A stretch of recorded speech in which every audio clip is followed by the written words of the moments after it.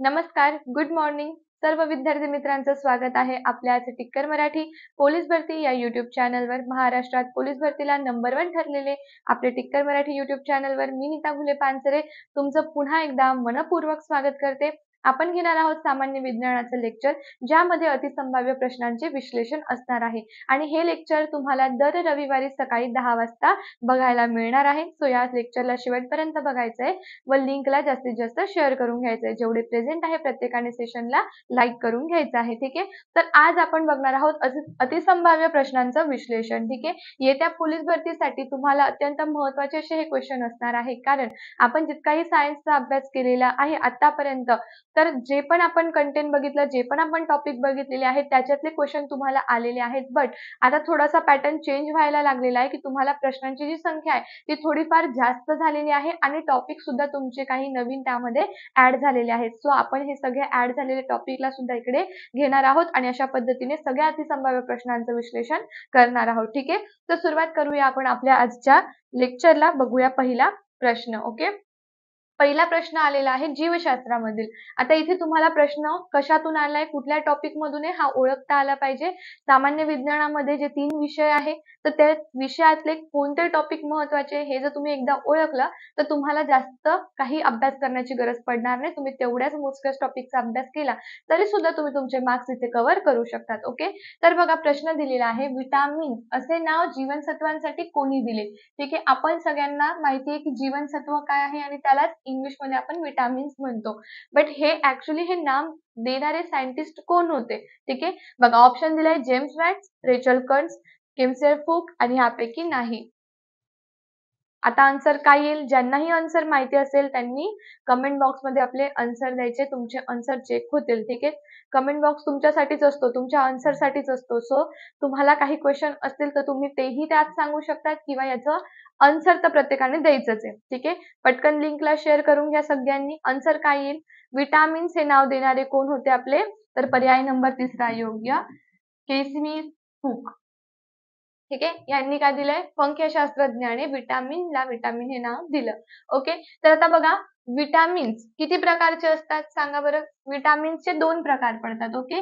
एक तर आहे मेदात विद्राव्य, मेदात विद्राव्य, आणि दुसरं आहे पाण्यात विद्राव्य. ठीक आहे. पाण्यात सॉल्युबल आहे मीन्स त्याला आपण काय म्हणतो? विद्राव्य आहे. ठीक आहे. तर याच्यावरती भरपूर प्रश्न तुमचे तयार होतात. आता जे मेदात विरघळतात ते अनुक्रमे बघा आपण इथे लिहू शकतो ए, डी, ई अँड के असतात. जे पाण्यात विद्राव्य आहे ते फक्त बी अँड सी असतात. तर ह्यामधला पण जो बी ग्रुप आहे त्याला आपण बी कॉम्प्लेक्स म्हणतो. है ना. कॉम्प्लेक्स म्हणजे काय की यामध्ये 8 विटामिन्स येतात. 8 चा ग्रुप आहे. ओके. हा एडीईके जे आहे हे यकृतात सुद्धा असतात. यकृतात सुद्धा असतात मीन्स लिव्हर मध्ये सुद्धा असतात. तर तुम्हाला यावरती रिलेटेड किती प्रश्न विचारले जाऊ शकतात की ह्याच्यातले मेदात विरघळणारे कोणते, पाण्यात विरघळणारे कोणते, याचे रासायनिक नाव काय आहे व यकृतामध्ये कोणाला स्टोअर केलं जातं. जे फॅट सॉल्युबल आहे ते ऑब्व्हियसली यकृतामध्ये स्टोअर होऊ शकतात. ठीक आहे. क्लिअर झालं इथपर्यंत? तर जाऊया पुढच्या प्रश्नावर. प्रत्येकाने लाईक करून घ्या, लिंकला शेअर करून घ्यायचं आहे. ठीक आहे. पुढचा प्रश्न बघा, मानवी शरीरात प्रथिने तयार करण्यासाठी किती अमायनो ऍसिडची गरज असते? ओके. प्रश्न पुन्हा एकदा जीवशास्त्रातील आलेला आहे आणि बघा रसायनशास्त्रातला न्यू टॉपिक ऍड झालेला आहे पोलीस भरतीच्या सिलेबस मध्ये, जो आहे आवर्त सारणीचा. ओके. आवर्त सारणी आधीही विचारली जात होती बट ती फक्त तुम्हाला मेंडेलिव्ह अँड हेनरी मोसलेच्या नियमांवरती होती. बट आता ऍक्च्युली त्याच्या ब्लॉकवर प्रश्न विचारायला लागलेले आहेत. याच्या आधी ब्लॉकवरती प्रश्न कधीच नव्हते आले. ब्लॉक मीन्स खंड. ठीक आहे. जसं पी खंड आहे, एस खंड आहे, तर हे J P block, S block, D and F block आहे याच्यावरती प्रश्न नव्हते, जे की सुरुवात झालेली आहे यायला. तर तुम्हाला त्याचा सगळ्याचा अभ्यास करायचा आहे. बघा मानवी शरीरात प्रथिने तयार करण्यासाठी इसेन्शियल अमिनो ऍसिड किती लागतात आपल्याला? 22, 21, 20 की 18? ज्यांनाही आन्सर येत आहे प्रत्येक आन्सर तुम्ही कमेंट बॉक्स मध्ये लिहा. याच्याने तुमचा सराव होणार आहे. ही सराव जसं आपण रिव्हिजन करतो त्याच पद्धतीची ही तुमची सिरीज मी घेतलेली आहे की एकही मार्क्स तुमचा जाऊ नये याचा विचार करून सायन्सचे लेक्चर पण तुम्हाला वीकली प्रोव्हाइड केले जात आहेत. ठीक आहे. जेव्हा तुमचे पेपर येतात तेव्हा त्याचा मॅरेथॉनही घेतला जातो. तुमच्या 5-6 मार्क्ससाठी पूर्ण तुमच्याकडनं 5-6 क्वेश्चनच्या ऐवजी आपण 200-300 प्रश्नांचा अभ्यास करतो, है ना? म्हणजे तुमचा 1-1 मार्क खूप महत्त्वाचा आहे, तर तुम्ही सुद्धा ऑफलाईन कमेंट करायची आहे आन्सरची. ठीक आहे? आन्सर काय येतील इथं? 20. ठीक आहे. पर्याय नंबर तिसरा योग्य. 20 अमिनो ऍसिड लागतात आपल्याला. ठीक आहे. आता जे प्रोटीन आहे, हे प्रोटीन कशापासून बनलेले आहेत? तर तुम्ही काय म्हणू शकता, protein is long chain of amino acid. तर अमिनो ऍसिडची जी लॉंग शृंखला आहे याला प्रोटीन असे म्हणतात. ठीक आहे. कशाला म्हणतात? प्रोटीन अमिनो ऍसिडच्या लॉंग शृंखलेला म्हणतात. तर 20 अमिनो ऍसिड आपल्या शरीरामध्ये इसेन्शियल आहे. ठीक आहे, म्हणजे गरजेचे आहे, जे प्रोटीन तयार करत असतात. ठीक आहे. काय करतात? प्रोटीन तयार करत असतात. आता जेव्हा तुम्ही अन्न म्हणून जर प्रोटीन खात असणार आहात, तर ते पुन्हा आपल्या शरीरामध्ये अमिनो ऍसिडच्या रूपामध्ये जाऊनच ऍब्झॉर्ब होतं. डायरेक्ट प्रोटीन काय असतं? कॉम्प्लेक्स असतं. तर कॉम्प्लेक्सला सिंपल फॉर्म करायचा तर त्याला अमिनो ऍसिड मध्येच परत कन्वर्ट करावं लागतं अँड देन नंतर ते आपल्या शरीरामध्ये ऍब्झॉर्ब होतं आणि यासाठी आपल्याला 20 अमिनो ऍसिडची गरज असते. त्याचसोबत तुम्हाला असंही विचारलं जाईल, की समजा तुम्ही 1 ग्रॅम प्रथिने खाल्ले.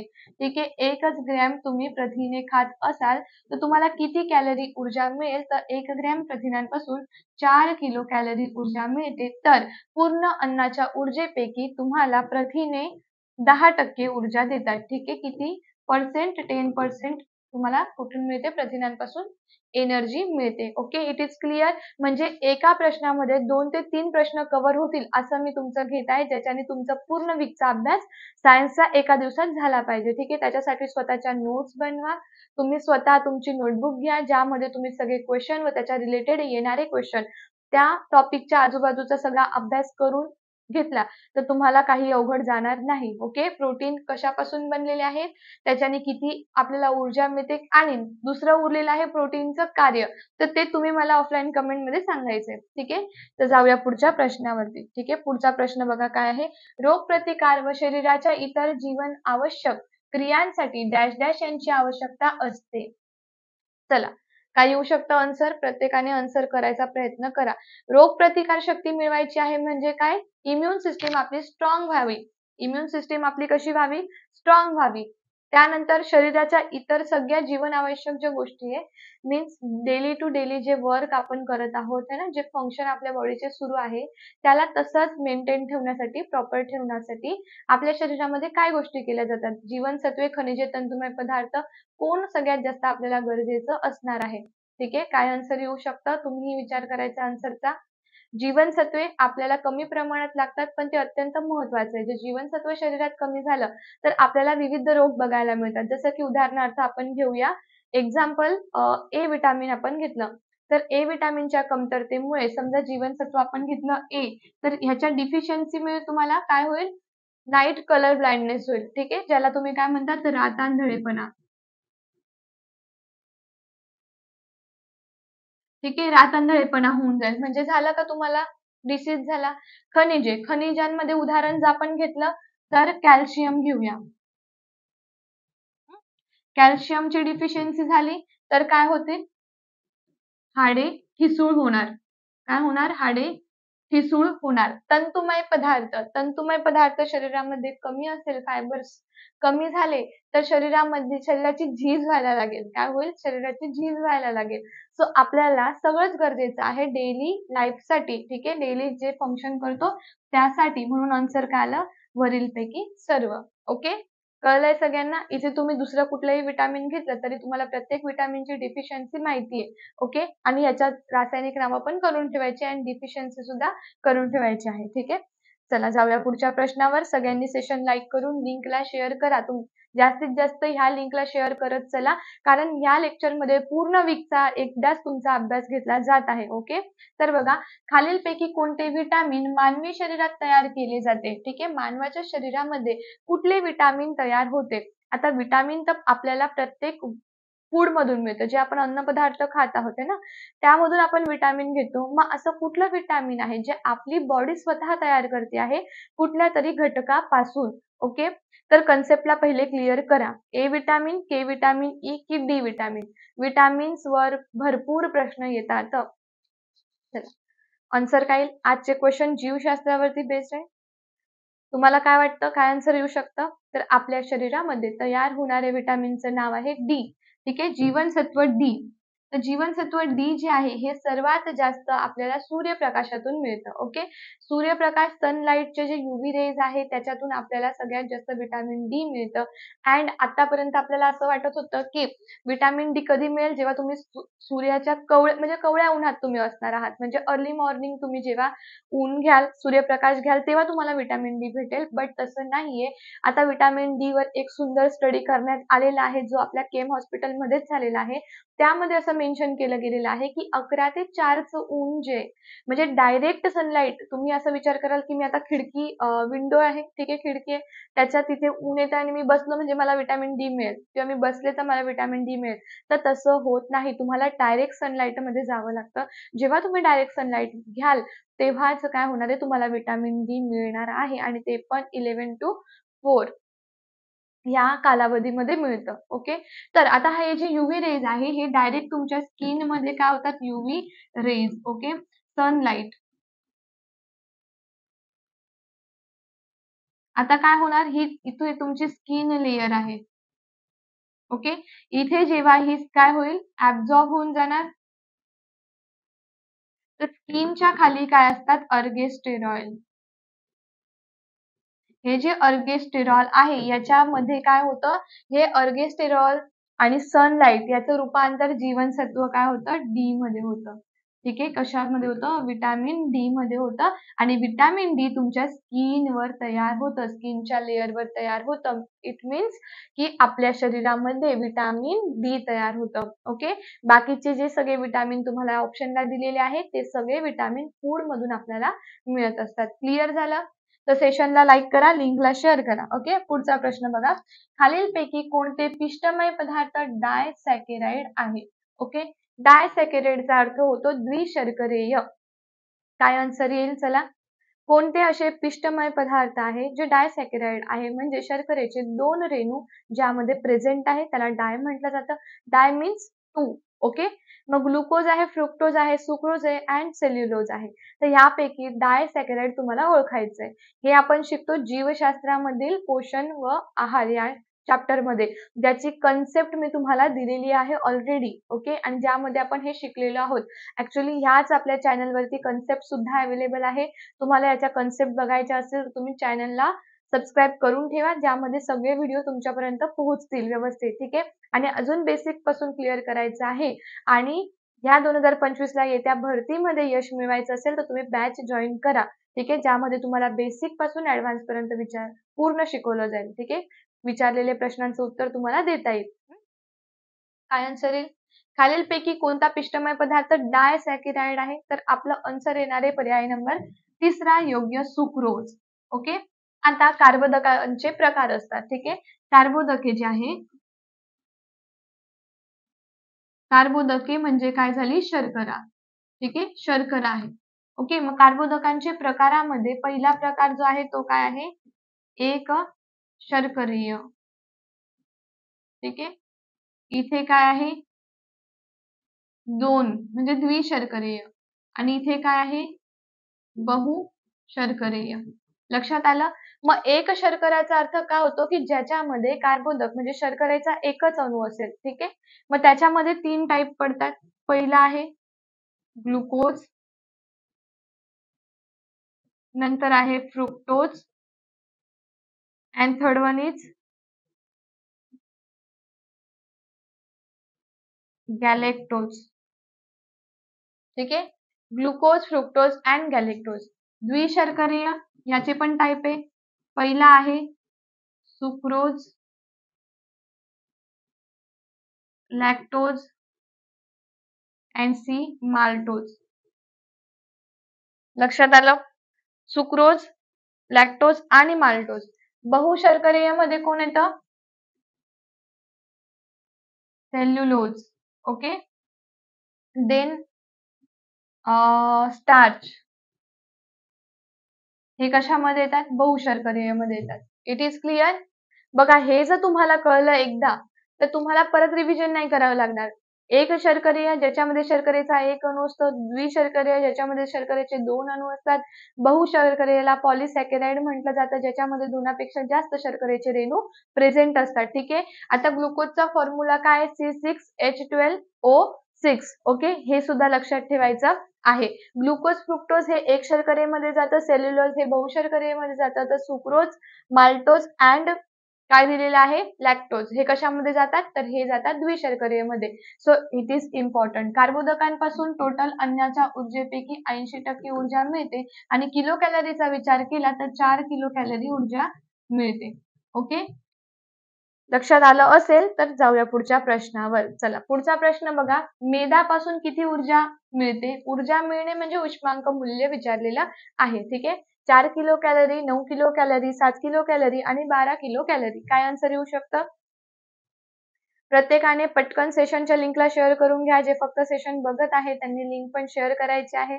सेशनला जास्तीत जास्त लाईकही करून घ्यायची आहे आणि अजून काही प्रॉब्लेम असतील किंवा तुम्हाला अजून कुठल्या टॉपिकचे क्वेश्चन आन्सर करून घ्यायचे आहे, रिव्हिजन कुठली बाकी आहे, ते टॉपिक सुद्धा तुम्ही ऑफलाईन कमेंटमध्ये सांगू शकता. तुमच्या कमेंट बघितल्या जातील व त्या टॉपिकचे क्वेश्चनचे रिव्हिजन तुमची युट्यूबवर घेतली जाईल. युट्यूब पूर्ण तुमच्या हातात असतं. ठीक आहे. तुम्हाला जे टॉपिक हवे असतात ते तुम्ही इथे विचारू शकतात आणि बेसिक पासून क्लिअर करायचं असेल तर बॅचला ऍडमिशन घ्यायचं. मेदापासून किती ऊर्जा मिळेल? तर तुम्ही जर 1 ग्रॅम जर मेद घेत असाल, खात असाल तर उष्मांक मूल्यामध्ये 9 किलो कॅलरी तुम्हाला मेदापासून मिळते. पर्याय नंबर दुसरा योग्य. 4 किलो कॅलरी तुम्हाला कार्बोदके आणि प्रथिने देतात. हा प्रश्न तुमचा प्रिव्हियस इयर क्वेश्चन आहे. सो हा तुमचा अतिसंभाव्य सुद्धा झाला, कारण हे क्वेश्चन कधीही चेंज होत नाही आणि हे नेहमी रिपीट होत असतात. ठीक आहे. बघा, आता अंड्यातील कोणत्या भागात प्रमुख प्रथिने असतात ज्यामुळे त्याला पूर्णान्न म्हटलं जातं? ठीक आहे. एग जे खात असतात, ठीक आहे, त्यांना त्यांना तुम्ही जर तुम्ही जिम लावली असेल तर त्यामध्ये सुद्धा एग तुम्हाला खायला सांगितलेले असतात, कारण त्यातून तुम्हाला प्रोटीन्स मिळतात. नॅचरल प्रोटीन आहे त्यामध्ये, म्हणजे तुम्हाला बाहेरून कुठले प्रोटीन घेण्याची गरज पडणार नाही. तर असा कुठला भाग आहे की ज्यामध्ये प्रोटीन्स असतात? पांढरा बलक, पिवळा बलक, अंड्यात प्रथिनेच नसतात. So it is wrong. पांढरा व पिवळा बलक आणि कवच हे पण पूर्ण येणार नाही. सो तुम्हाला हे 2 ऑप्शन दिलेले आहेत. तर तुम्ही आन्सर करू शकतात. विचार करायला 1 सेकंद घेऊ शकतात. आणि तोपर्यंत लाईक नसेल केलं तर विचार करता करता लाईकही करून द्यायचे आणि सेशनला शेअरही करून द्यायचे. ठीक आहे. आन्सर येणार आहे पांढरा बलक. पूर्ण जो व्हाईट कलरचा आहे लेअर, त्यामध्ये तुम्हाला प्रोटीन्स मिळतात. हाय सोर्स आहे प्रोटीनचा. ठीक आहे. चला, पुढचा प्रश्न बघा. मानवी शरीर कार्बोदके कोणत्या स्वरूपामध्ये वापरू शकते? ठीक आहे. मानवाचं जे शरीर आहे ते कार्बोदकेला, जसं की मी तुम्हाला म्हटलं की कार्बोदकाचे 3 प्रकारे, मी आताच सांगितले तुम्हाला, कार्बोदकाचे 3 प्रकार होते. एक शर्करीय, 2 द्विशर्करीय आणि बहुशर्करीय. ठीक आहे. तर आता sucrose, lactose, maltose, cellulose and starch, then आहे ग्लुकोज, फ्रुक्टोज, गॅलॅक्टोज. आता हे इतके प्रकार झालेले आहे कार्बोदकांचे किंवा शर्करेचे, तर मानवाच्या शरीरामध्ये शर्करा कुठल्या रूपामध्ये राहू शकते? ठीक आहे. खूप सिंपल अँड बेसिक क्वेश्चन आहे. असा काहीच हार्ड लेवलचा हा क्वेश्चन नाहीये, पण हा क्वेश्चन तुम्हाला अतिसंभाव्यमध्ये मी दिलेला आहे. ठीक आहे. याचा अर्थ हा येऊ पण शकतो. तुम्हाला नेहमी नेहमी एकच टाईपचे क्वेश्चन नाही विचारले जाणार. जसा वेळ जातो आहे, तसं जसं वेळ पुढे चालली आहे, टाइम पुढे जातो आहे, तसं टॉपिक पण तुमचे वाढायला लागलेत आता. ठीक आहे. त्यामुळे प्रश्नांची लेवल थोडीशी लेवल अप करून घ्या. आन्सर काय येईल सांगा मला? की मानवाच्या शरीरामध्ये कोणती शर्करा आहे? ऑब्व्हियस आहे. मानवाच्या शरीरामध्ये ग्लुकोज आहे. जस्ट मी आताच तुम्हाला दाखवलं. मग ग्लुकोज कोणत्या प्रकारामध्ये जातं? एक शर्करीयाच्या प्रकारात जातं. मग एक शर्करेला काय म्हणणार आपण? मोनो म्हणणार, डाय म्हणणार की पॉली म्हणणार? मोनो म्हणणार. Mono means 1. ठीक आहे. डाय मीन्स 2. पॉली मीन्स 2 पेक्षा जास्त. तर ग्लुकोज ही मानवाच्या शरीरामध्ये राहणारी, मानवाच्या शरीरामध्ये जी शर्करेचं रूप आहे ते ग्लुकोजच्या स्वरूपामध्ये राहतं. ठीक आहे. आपण म्हणतो ना की एनर्जी नाहीये, वीकनेस आलाय, तर काय करा? ग्लुकोज लावा याला. ग्लुकोज चढवा मीन्स व्हॉट? की एनर्जी यावी म्हणून. मग एनर्जी कशाने बूस्ट करतात आपली? ग्लुकोजने. ग्लुकोज काय आहे? कार्बोहायड्रेट. कार्बोहायड्रेट काय देतं? 80% ऊर्जा देतं. म्हणजेच ऊर्जा देण्यासाठीच काय करतो? एनर्जी देण्यासाठीच ग्लुकोज लावला जातो. It is clear? सो कळलं तुम्हाला की मोनोसॅकराइड ज्याच्यामध्ये ग्लुकोज येतो ते आपल्या शरीरामध्ये शर्करेच्या रूपात राहते, म्हणजे पर्याय नंबर बी योग्य. लक्षात आलं? लक्षात आलंच असणार आहे ऑब्व्हियस. गोष्ट आहे ती. ठीक आहे. पुढचा प्रश्न बघा, डॅश डॅश हे ऊर्जेचे सर्वाधिक समृद्ध स्रोत आहे. सगळ्यात जास्त समृद्ध स्रोत ऊर्जेचा कोण आहे? कर्बोदके, मेद, प्रथिने आणि यापैकी नाही. काय आन्सर येऊ शकतं? आता हे तर खूप बेसिक आहे, सांगू शकतात तुम्ही. याच सोबत अभ्यास करायचा आहे रसायनशास्त्र आणि भौतिकशास्त्राचा सुद्धा. ठीक आहे. जो पुढच्या वीकचं जे तुमचं लेक्चर असेल त्यामध्ये पूर्ण भौतिकशास्त्रावर बेस असलेले क्वेश्चन घेतले जातील. ठीक आहे.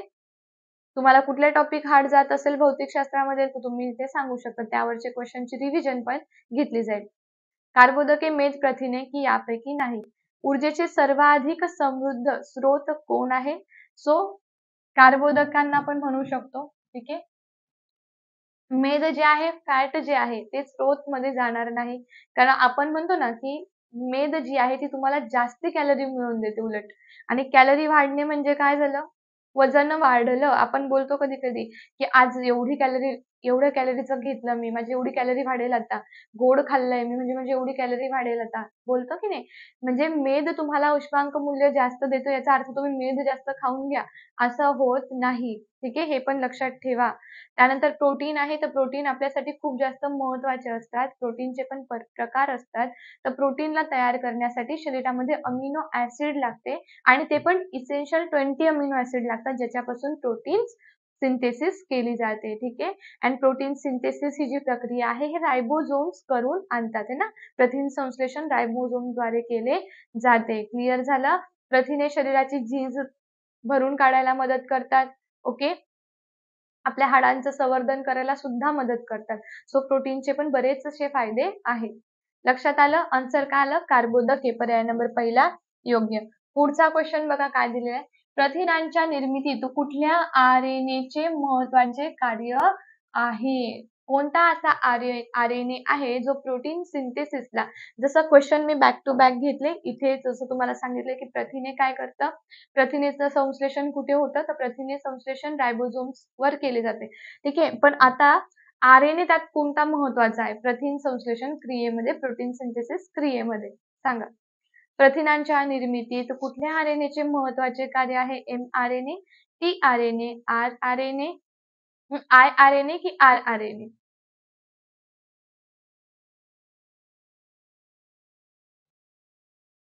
iRNA असतो का? RNA चे प्रकार किती असतात? सो हे बेसिक आहे. ठीक आहे. बेसिक पासून स्टार्ट करायचं सगळं. तर बेस तुमचा क्लिअर असेल, बेसिक गोष्टी क्लिअर असतील तर तुम्हाला सगळ्या गोष्टी समजतील. अँड बेसिक क्लिअर करण्यासाठीच बॅचला ऍडमिशन घ्या. ठीक आहे. कन्सेप्टचा अभ्यास करा. तुम्ही कुठेही अभ्यास करा पण कन्सेप्ट क्लिअर ठेवा. सो कन्सेप्ट एकदा क्लिअर असेल, जर तुमचा सिलेबस कम्प्लीट असेल ना, तर कुठलाही क्वेश्चन आला तरीही तुम्ही घाबरायचं नाही. ठीक आहे. कारण कुठलाही स्वरूप बदललेलं असलं तरी तुम्हाला कन्सेप्ट क्लिअर असते. ओके. तर बघा आपलं आन्सर काय येणार इथे? rRNA, ribosomal RNA. तर प्रथिन संश्लेषण करायला महत्वाचा आरएनए कोण आहे? rRNA आहे. सो बघा, ही जी आपली सेल आहे मीन्स काय? पेशी आहे. पेशीमध्ये केंद्रक असतं. ओके. ही झाली आपली सेल म्हणजे झाली पेशी, हे झालं केंद्रक म्हणजे झालं न्यूक्लियस. ओके. आता आपल्या केंद्रकामध्ये प्रेझेंट असतो डीएनए, याला काय म्हणतात? डायऑक्सी रायबो न्यूक्लिक ऍसिड, हा फुल फॉर्म लक्षात ठेवा. ठीक आहे.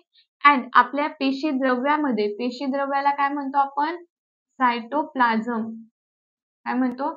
सायटोप्लाझम म्हणजे काय? पेशी द्रव्य. तर पेशी द्रव्यामध्ये जो प्रेझेंट आहे त्याला म्हटलं जातं RNA. RNA फुल फॉर्म काय येईल मग बाळांनो? Ribonucleic acid. काय येईल?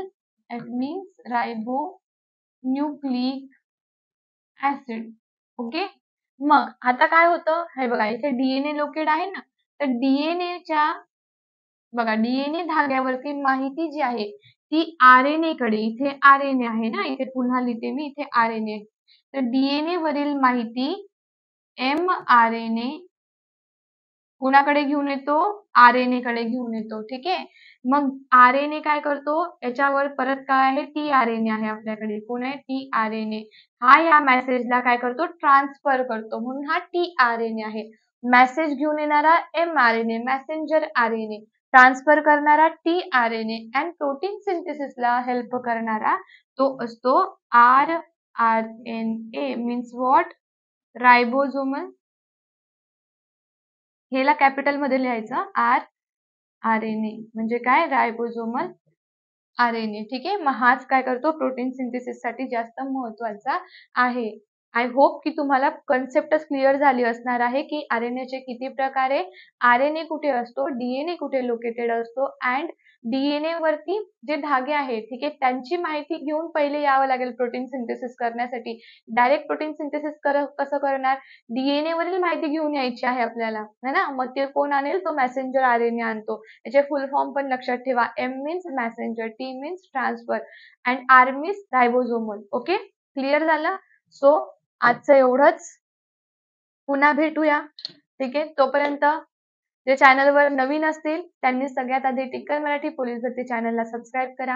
आपलं ॲप सुद्धा आहे, ॲपला डाउनलोड करा. ॲपमध्ये तुम्हाला या सगळ्या फ्री PDF मिळून जाणार आहे, ज्याच्याने तुमचं स्टडी मटेरियल वाढेल आणि PDF समोर असेल तर अभ्यासही तुमचा चांगला होऊ शकेल. ठीक आहे, त्याचसोबत ज्यांना बॅचला ऍडमिशन घ्यायचंय त्यांनी ऑफिस नंबरवर कॉन्टॅक्ट करा, कारण आपल्या बॅचमध्ये बेसिक पासून ऍडव्हान्स पर्यंत शिकवलं जातं आणि सगळे कन्सेप्ट सुद्धा क्लिअर केले जातात. त्यानंतर ज्यांना लेक्चर आवडलं असणार आहे त्यांनी सगळ्यात आधी लेक्चरला लाईक करायचं आहे आणि जास्तीत जास्त आपल्या सगळ्या ग्रुपमध्ये शेअर करायचं आहे. ओके, पुन्हा भेटूया. Bye bye, take care, wish you all the best. जय हिंद, थँक्यू.